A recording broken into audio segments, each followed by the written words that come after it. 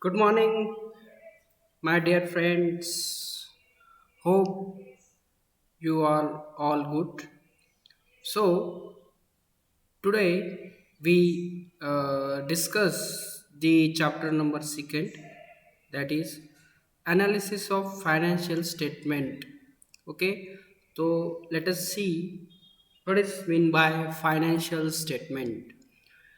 Financial statement are the end of the product of accounting process which show the financial results of specific period or financial position as on a particular date. It is a basic and formal annual report through which business communicate the financial information to various user groups. Financial statement nothing but your the trading account, nothing but your profit and loss account and balance sheet. This is a financial statement which and the product of accounting process. Accounting process means journal entry, ledgers, then trial balance, then final account. That is the end product of financial statement, which is show the financial results of specific period or specific position. The particular date, that is the balance sheet. The balance sheet is showing the financial position of business on a particular date. Or financial statement another is trading and profit and loss account, which shows the trading results, or profit and loss account show the net profit. So this is a financial statements, or this information is basically used for to business to communicate the financial information to various user groups. Various user groups means are creditors, that is bankers, banks, or shareholders, or any other, that debentures, to know what is the position of the financial of the that company on that particular date or that particular uh, date. That is called as financial management. Look at the format of financial statement. This is a compared financial statement, uh, that is assets and trading account income statements. This is a statement format. Okay, this is a formula, or you can say form of the financial statement. Next, let us see objective of financial statement to provide a reliable financial information about economic resource, that is assets and obligations of particular firm. Second, to provide information about earning capacity of the business firm. Third, to provide reliable information about changes in resources and the obligation arises out of business activity. And fourth, disclose the various accounting policy followed in preparing the financial statement to various user groups. Okay, the first objective is to provide reliable financial information about economic resources, that is assets and obligations of liabilities of the business firm. Financial statement अपने को बताता है कि कितने तुम्हारे पास asset है और कितने तुम्हारे पास लायबिलिटीज है, showing the financial information, that is asset, what how many assets you have or how many liabilities you have. So this is a showing that financial statement, that is financial balance sheet show the assets and liabilities. Second, to provide the information about earning capacity of the business firm. Second objective क्या है financial statement का, वो earning capacity बताता है कि sales के comparison में net profit कितना है, सेल्स कितना है, ये बताने का काम is showing the financial statement. That is the objective of financial statement. Third one, to provide a reliable information about changes in various in sources and obligation arising out of business activity. Business activity में से क्या क्या resources आए हैं और क्या क्या obligation देना है, ये रिलायबल सोर्स बताने का काम फाइनेंशियल स्टेटमेंट का होता है। और last, to disclose various accounting policy followed in the preparing financial statement to various user groups। Okay, financial statement बनाने के लिए कुछ अकाउंटिंग पॉलिसी रेफर की जाती है, वो बताने का काम, यूज़र को बताने का काम ये फाइनेंशियल स्टेटमेंट का होता है। That is the objective of financial statement. Next देखेंगे अपन analysis of financial statement. The process of critical evaluation of financial position contained in financial statement to order to understand or make a decision regarding operation of firm is called as financial statement। It's called as financial statement analysis। Process of critical evaluation, आप analysis करते हो suppose कौन सी चीज़ का, आप analysis करते हो कि क्या इसका ड्रॉबैक्स है, क्या है इसमें, इससे ये हुआ तो ये क्या होगा। सपोज सेल्स बढ़ा तो नेट प्रॉफिट पे क्या परिणाम होगा, सेल्स घटा तो नेट प्रॉफिट पे क्या परिणाम होगा।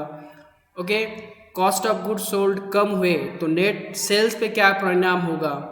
ये क्या है, a critical analysis, the process of critical analysis of financial information contain in the financial statement. जो फाइनेंशियल स्टेटमेंट के में जो जो आइटम दिए हैं, जैसे कि सेल्स दिया है, परचेस दिया है, क्रॉस प्रॉफिट दिया है, एक्सपेंसेस दिए हैं, इनकम दिए हैं, ये बढ़ने से और घटने से उस फाइनेंशियल इंफॉर्मेशन पे, उस फाइनेंशियल स्टेटमेंट पे क्या परिणाम होता है और क्या चेंजेस होते हैं, उसको बोला जाता है analysis.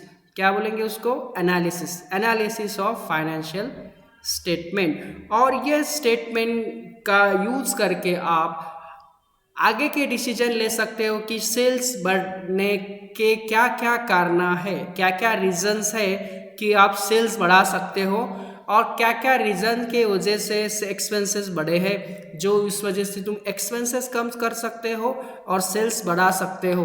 That is analysis of financial statement. Next, it is basically a study of relationship among various financial facts and figures as given in the set of financial statement and the interpretation thereof, again the insight into the profitability, operational efficiency or firm asset is financial health and prospect।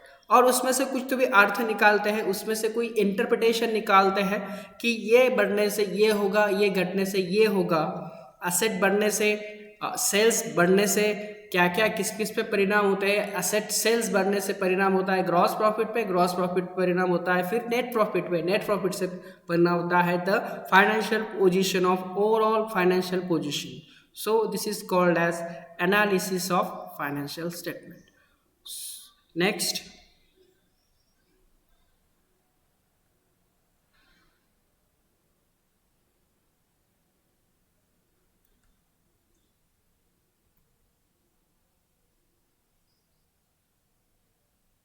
Next, the term financial analysis include both analysis and interpretation. The term analysis means simplification of financial data by methodological classification given in the financial statement। वो classification करना है, simply उसका simplification करना है data का, और कुछ method classification करना है। उस वजह से आपको पता चलेगा कि आपको पढ़ना आना चाहिए कि फाइनेंशियल स्टेटमेंट में बैलेंस शीट में क्या दिया है, प्रॉफिट एंड लॉस अकाउंट में क्या दिया है, ट्रेडिंग अकाउंट में क्या दिया है। जो डेटा है वो डेटा समझ में आना चाहिए, उसको बोला जाता है analysis of financial statement. Interpretation means explaining the meaning and significance of data. This two are complementary to each other. Analysis करने के बाद ओके, जैसे कि मैंने एग्जांपल बोल सकता हूँ कि नेट प्रॉफिट रेशो, आपने को नेट प्रॉफिट रेशो निकालना है तो नेट प्रॉफिट रेशो का फॉर्मूला क्या है, net profit divided by net sales into 100। तो इसमें समझना है इंटरप्रिटेशन क्या निकलता है, इसमें से मतलब क्या निकलता है कि सेल्स, ग्रॉस प्रॉफिट सेल्स के कंपैरिजन में कितना परसेंटेज में है, ये बताता है इंटरप्रिटेशन। क्या बताता है? इंटरप्रिटेशन। तो इंटरप्रिटेशन क्या निकलता है कि सेल्स नेट प्रॉफिट ये ग्रॉस प्रॉफिट या सेल के तुलने में इतना इतना परसेंटेज में है, इसको बोला जाता है interpretation. Explaining the meaning and significance of data, जो डेटा दिया है उसका इंपॉर्टेंस क्या है, सिग्निफिकेंस क्या है, ये बताने का काम इंटरप्रिटेशन करता है। These two are complementary to each other, दोनों कॉम्प्लीमेंट्री है दोनों दोनों के लिए। मीन्स इंटरप्रिटेशन पहले एनालिसिस करना है, बाद में उसका इंटरप्रिटेशन करना है, ये डिपेंड है complementary to each other. Next देखते हैं टूल्स ऑफ फाइनेंशियल अकाउंटिंग। देखो tools of financial accounting, tools means हथियार, टूल्स दैट इज हथियार, और क्या बोल सकते हैं, उस टूल के यूज़ करने से आपको पता चल सकता है कि फाइनेंशियल स्टेटमेंट क्या होता है, कैसा बनाया जाता है। कंपेरेटिव फाइनेंशियल स्टेटमेंट, उसके टाइप्स है, टूल्स है comparative financial statement, common size statement and trend analysis. तो देखते हैं one by one. Comparative statement क्या होता है? It is also known as horizontal analysis. Horizontal analysis उसको कहा जाता है, ओके, असं आडवं एनालिसिस केले जातं, horizontal analysis are financial statement which is showing the financial position and profitability at different period of time। क्या दिया जाता है? एक फाइनेंशियल स्टेटमेंट होता है, ये स्टेटमेंट फॉर्मेट में है, इनकम स्टेटमेंट, उसमें बहुत सारे ईयर्स के प्रॉफिट डेटा दिया होता है, 2016 2017 दो, और दोनों में का फ़र्क दिखाया जाता है, एब्सोल्यूट चेंज क्या हुआ है, 2016 में कितने सेल्स थे और 2017 में कितने सेल्स थे, वो निकाला जाता है, तो उसको बोला जाता है वर्जेंटियल एनालिसिस। कंपैरेटिव स्टेटमेंट को अलग नाम है वर्जेंटियल एनालिसिस। और financial statement showing the financial position and profitability at different period of time. बहुत सारे पीरियड ऑफ टाइम का कंपैरिजन किया जाता है, ये साल के अगले पिछले साल से कंपेयर किया जाता है, उसको बोला जाता है वर्जेंटियल एनालिसिस। देखो this statement give a idea of enterprise financial position 2 और मोर पीरियड। इससे पता चलता है कि 2 और 3 साल में कंपनी के फाइनेंशियल पोजीशन क्या है, वो इसमें से कंपेयर करने से आपको पता चलता है कि ये ऑर्गेनाइजेशन अच्छी चल रही है और ये ऑर्गेनाइजेशन अच्छी नहीं चल रही है, उस कंपैरेटिव स्टेटमेंट से पता चलता है। Comparison of financial statement is possible only when the same accounting principle used in preparing this statement। जो पिछले साल में बैलेंस शीट आपने तैयार की थी, कुछ अकाउंटिंग प्रिंसिपल वहाँ पे यूज़ किए थे, वही प्रिंसिपल वही ईयर में यूज़ करना है, तो कंपैरिजन आप कर सकते हो, that is comparative financial statement. Next ये कंपैरेटिव फाइनेंशियल स्टेटमेंट है। नेक्स्ट देखते हैं comparative statement of balance sheet. Balance sheet देखो, बैलेंस शीट क्या कंपेयर किया जाता है पिछले साल की और ये साल की, और उसके इसके चेंजेस, अपसेटूट चेंजेस क्या होते हैं, कितने कम हुए, और परसेंटेज में उसका निकाला जाता है, उसको बोला जाता है comparative statement. Next common size statement. Common size statements are also known as vertical analysis. उसको क्या किया जाता है? वर्टिकली लिखा जाता है। Vertical analysis financial statement which read with absolute figure, only absolute figure read की जाती है, कैन बी मिसलीड की जा हो सकते हैं। Therefore the vertical analysis of financial information is done by considering percentage form। The balance sheets item are compared the total asset in term of percentage by taking total assets as 100 to total liability in term of percentage by taking total liability as a 100. Therefore, whole balance sheet is convert into the percentage form, and such convert the finance balance sheet is known as common size balance sheet. Similarly, profit and loss are prepared. जो भी data होता है, देखो ये उसका format, पूरा data absolute figure कभी कभी ये होती है। एब्सोल्यूट फिगर देखो ये चेंजेस, एब्सोल्यूट फिगर कभी कभी चेंज होती है, वो समझ में नहीं आता है कि परसेंटेज में कितना बड़ा है, तो यहाँ पे डायरेक्टली परसेंटेज लिया जाता है और लायबिलिटी और असेट को 100 बेस लिया जाता है और ये परसेंटेज निकाला जाता है कि 2013 10 और 12 में इतने शॉर्ट टर्म डेप्ट है तो इतने बड़े, फिर इतने बड़े, ऐसा इससे आपको पता चलता है कि पता चलता है कि कंपेयर किया जाता है एज अ परसेंटेज फॉर्म, उसको बोला जाता है common size statement, common size statement. Next, trend analysis. Trend analysis क्या होता है? It is also known age pyramid method, studying the operational results and financial position over the series of 5 years is trend analysis। 5 years की series दी जाती है और उसका trend analysis किया जाता है कि कितना नीचे जा रहा है, कितना ऊपर जा रहा है, कितना नीचे जा रहा है, दैट इज ट्रेंड। उसका प्रभाव क्या चल रहा है, आगे जा रहा है कि पीछे जा रहा है, ऊपर जा रहा है कि नीचे जा रहा है, that is called as trend analysis। Calculation of ratio of different item for various period is done, then compare under this analysis whether the enterprise is trading upward or backward. The analysis of ratio over the period of year is done. By observing this analysis, the sign of good or poor management is detected।